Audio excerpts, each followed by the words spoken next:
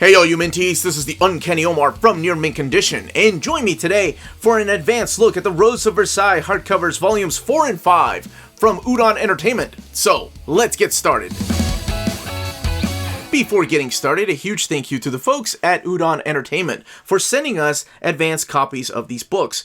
Now, they have been delayed. They were supposed to come out in February, and now Volume 4 is coming out in April, and then Volume 5 in May sometime. So keep that in mind, but both of them will be available in the direct market as well as the book market. So here we are, the final two volumes of this long-awaited series, at least here in America, to be translated into English. The Rose of Versailles. Now, let's look at all of them together. What a beautiful sight to have on a bookshelf. These are all hardcover editions, and each one of them has the Rose of Versailles right here, or Versailles if you come from Kentucky. The Udon logo up at the top. Ryoko Ikeda down here at the bottom. That is the creator of this manga. And, of course, the different characters that appear throughout the series. Of course, each of the volumes has this gold foil around it. These are beautiful books. As a matter of fact, when I did my top 20 favorite books that were released in 2020, of course that's redundant, yes, they were released in 2020, these were some of my favorite presentations, the Rose of Versailles books that came out. And now the series is coming to an end. So we'll be looking at Volume 4 first, and then we'll look at Volume 5 and talk just a little bit about the series and look at the internal artwork. So here we have Volume 4.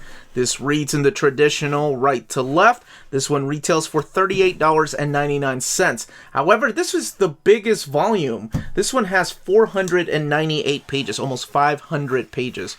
And let's look at this internal artwork. I love these. This is like watercolor paper is where they have the color pages at the beginning of the book. Here are the chapters and what episodes you will find in here, when they were originally published, and then of course the English translations down there, the staff that put this together, and looking at some of the artwork.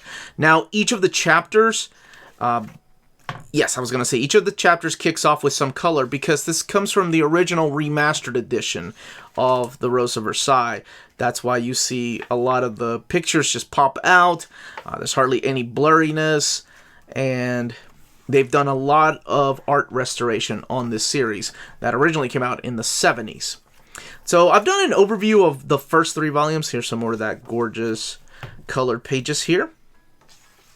Okay, I had to skip ahead because something really important happens in this volume.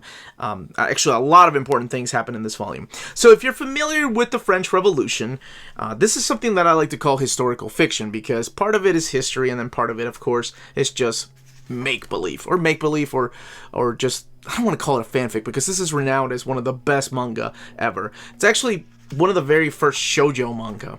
So like manga for girls, even though guys can read it too. But this takes place during the French Revolution. So there's characters in here like Marie Antoinette. And if you're a fan of history or know anything or attended class, any day in class, in history class, you end up knowing what happens to her. Now, the same kind of circumstances do happen here. However, we have fictional characters that are introduced through these pages. We have the character of Oscar Francois de Jardies, I think is how you pronounce it. I almost had it the last time. Somebody was teaching me how to do it. Who is kind of the co-protagonist, and she's the one that dresses up as a man because her father always wanted a son, and that's who I talked about in the first one. So you have her and Marie Antoinette, and both of them are the main characters. There's other supporting cast members here too, some of them from history and some of them made up for this particular story. But I love this kind of stuff. I love when, yes, you can take a twist on something that's happened already in history and just make it fun by either adding characters or adding more drama and suspense. So, yes, if you're familiar with what happens to Marie Antoinette, that all happens within the pages of this 4th volume. As a matter of fact, this 4th volume kind of wraps up the story of all the characters here within the Rose of Versailles. And let's see, I think that's all I want to show from Volume 4. Because I don't want to give too much away. This is Volume 5 right here. This is probably the slimmest one. This one retails for $29.99. I love that we went from white to black. Again, the gold foil. Oh, it's beautiful. You have those gold bookend pages, the watercolor paper right there. And then the rest of the book has glossy paper. That's the type of paper that you will be dealing with here within these pages. So that's what makes the art really pop out and stand out. So this is interesting. This is all stuff from side stories, or something called Gaiden in Japan. So these were originally published in 1984 and 1985. So these stories took place after the events of Rose of Versailles, but since they're side stories, they focus on characters from the original series. And it was some of them take place during the time that some of the characters from the original series were still alive, and then some of them afterwards. Now, this has got a huge fan following. There is an anime, there are several plays, music videos, just it's huge pachinko machines. I believe actually Wonder Maddie has a pachinko machine of the Rose of Versailles in her room. So this particular volume has 380 pages. And again, introduces us to characters, family members of Lady Oscar or Marie Antoinette that play smaller roles in this storyline. And like I said, this was written years later, long after the Rose of Versailles had wrapped up. Now, I want to say that Ryoko did another series, another follow-up to Rose of Versailles, but I don't know if that's being published or not. Because when I thought these were coming out originally, there were going to be a total of 6 volumes.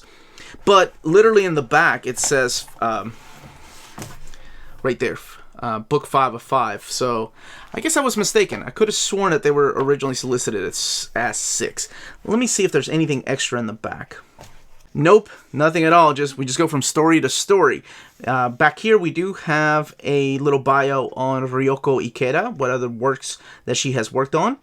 So this was a big inspiration for manga like Revolutionary Girl Utena. So I've never read this. As a matter of fact, this is my first time reading this stuff, and I've not read any of the book 5. That's why I was kind of trying to be careful flipping through here. But I did finish out the 4th volume, and damn, I mean, even though I know what happens, even though I have read about it before in history books, it's still heartbreaking to see what happens, especially the way that it's done through here and the memories. But anyway, if you've been enjoying this series, prepare for some tears, because this is a beautiful ending to this wonderful manga. But that, as they say, is that. And that was the content, the page count, and the build of these hardcovers. Let me know in the comments down below if you've been picking this series up, if you're excited to finally get this to wrap up in that final 5th volume. If you've watched the anime, if you've read this before, I know it's a big deal for a lot of people that have been waiting ages for this to be translated into English, and in such a beautiful format too. Again, this was the Uncanny Omar. Thank you all so much for watching. Please don't forget to hit that like, subscribe, ring that bell for notifications to let you know when our videos are going live. We can be found on Redbubble and on Patreon, amazing ways to support the channel. And thank you so much to our existing patrons. More importantly, everybody, stay healthy, stay safe, and much love.